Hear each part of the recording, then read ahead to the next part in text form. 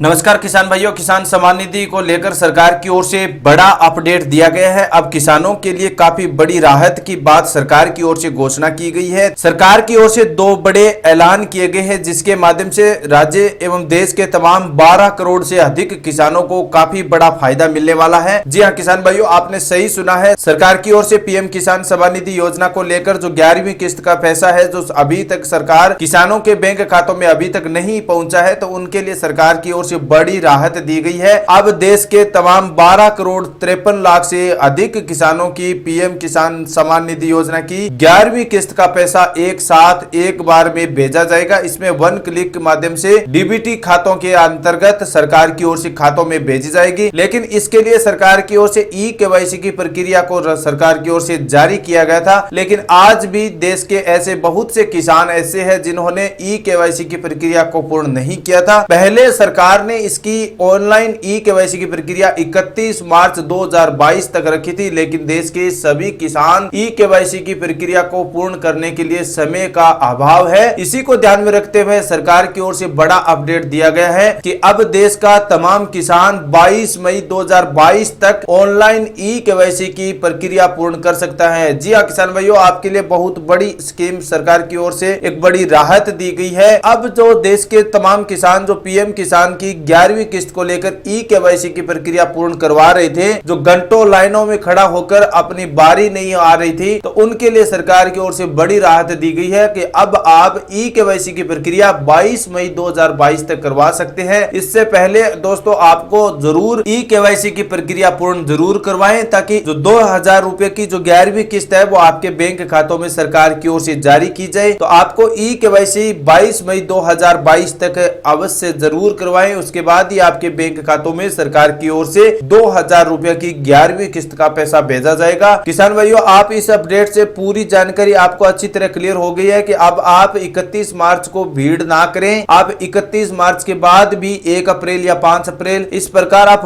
22 मई तक इसका online e-KYC की प्रक्रिया पूर्ण करवा सकते हैं। बहुत बड़ी सरकार की ओर से राहत दी गई है। किसानों को इस गर्मियों के मौसम के चलते काफी परेशानियों का सामना करना पड़ता है। ऐसे में किसानों को सरकार की ओर से बड़ी राहत दी गई है। अब 12 करोड़ 53 लाख से अधिक किसानों को ई-केवाईसी के लिए 22 मई 2022 की डेट रखी है। अब आराम से आप अपना ई-केवाईसी की प्रक्रिया पूर्ण करें।